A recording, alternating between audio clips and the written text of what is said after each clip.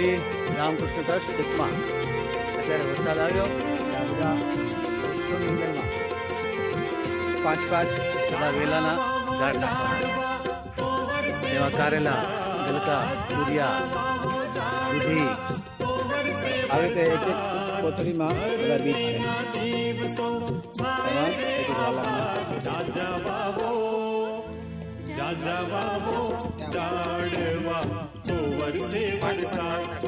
अलग अलग जगह 5 एक बीज नाख्यो बाजू में खाड़ो कर एक बीज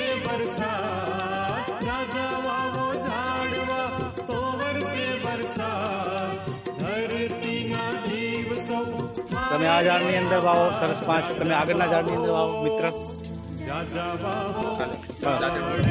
एक झाड़नी अंदर में 5 वेलाना वृक्षो वेलाना छोड़ એટલે કે વેલાના બીજ વાવવાના છે સરસ છે થડથી દૂર રાખવાનું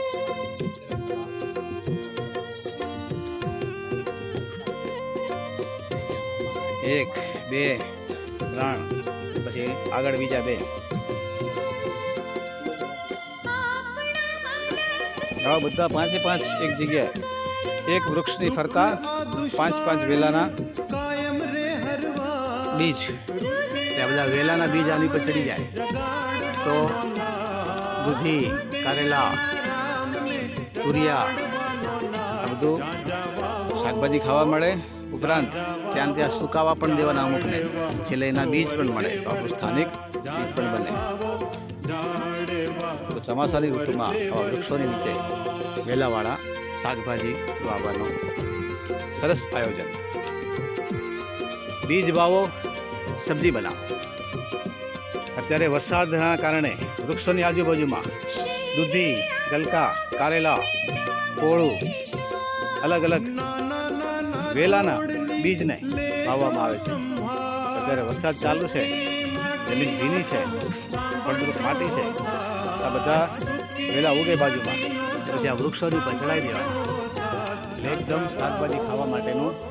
તૈયાર થાય ઓર્ગેનિક પ્રાકૃતિક ગાય આધારિત પ્રાકૃતિક ખેતી તો આ માંડવા પ્રકૃતિએ વૃક્ષરૂપે આપ્યા જ છે બસ આપણે એમાં બીજ નાખીને વાવણી કરવાના છે પાણી પાવાનું બાકી વરસાદ તો પીવડાવશે જ તો આ રીતે ખેતી એટલે કે જમીનની દરેક જગ્યાનો પૂરેપૂરો ઉપયોગ કરી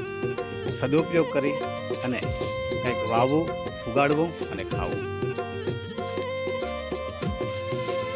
આ રીતે બીજ એમાં વાવી દીધા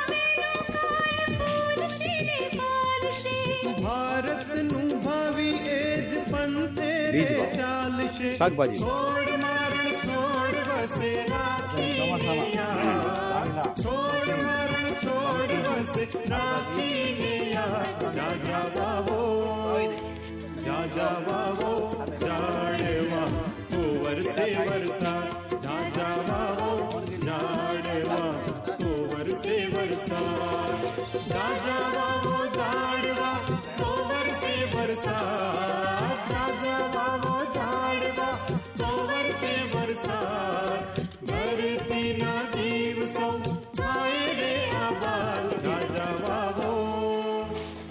जावावो झाड़वा तो वरसे वरसाद जावावो झाड़वा तो वरसे वरसाद जावावो झाड़वा तो वरसे वरसाद